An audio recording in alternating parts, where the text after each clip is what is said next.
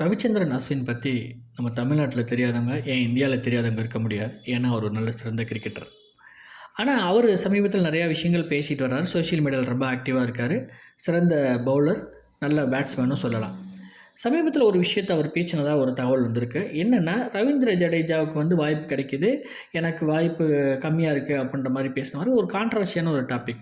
ஆக்சுவலாக அவர் சொன்னது என்னென்னா, 2011 அஸ்வின் டெஸ்ட் கிரிக்கெட்டில் விளையாடிட்டு வர்றாரு.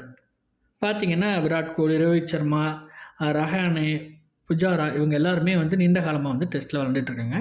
ஸோ 2012 பார்த்திங்கன்னா இவங்க 2 பேரும் பவுலிங்கில் பார்ட்னர்ஷிப் போட்டு விக்கெட் எடுத்ததை நம்ம பார்த்துருக்கோம். நிறையா மேட்ச் இந்த மாதிரி நடந்திருக்கு. இதே சமயம் 2017 பார்த்திங்கன்னா சென்னை சூப்பர் கிங்ஸ்க்காக ஜடேஜா விளையாண்டுட்டுருக்கிறாரு.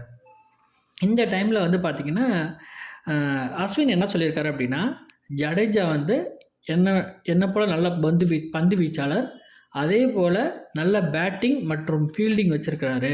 இந்த 3லேயுமே அவர் பெஸ்ட்டாக இருக்கிறதுனால டெஸ்ட் கிரிக்கெட்டில், அதாவது வெளிநாடுகளுக்கு போகிறப்ப பிளேயிங் 11ல் அவரை வச்சிடுறாங்க.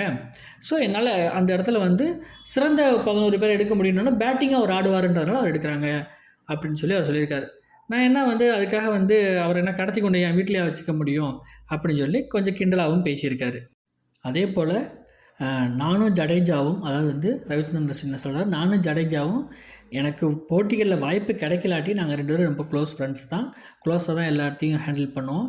நாங்கள் 2 பேரும் கிட்டத்தட்ட ஒரு 53 போட்டிகளை விளையாண்டு 542 விக்கெட் வரை நாங்கள் எடுத்திருக்கோம் அப்படின்ற ரவிச்சந்திரன் அஸ்வின் பெருமையாக தான் சொல்லியிருக்காரு.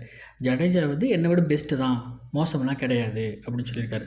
அதே போல் அவரோட கம்பேர் பண்ணுறப்ப எனக்கு பேட்டிங் கொஞ்சம் கம்மியாக இருக்குது, நான் என்னோடய பேட்டிங்கில் இப்போ நான் கவனம் செலுத்துகிறேன் அப்படின்னு சொல்லியிருக்காரு. வேற ஒன்றும் இல்லை. அதுக்காக தன்னை விட நல்லா விளையாடக்கூடியவர் அப்படின்னு சொல்லிட்டு ஜடேஜாவை சொல்லியிருக்காரு. அதுக்காக கோலியும் ரோஹித் சர்மாவும் கம்மியான விளையாட்டு வீரர்கள் அப்படின்னு அர்த்தம் கிடையாது. சரியா?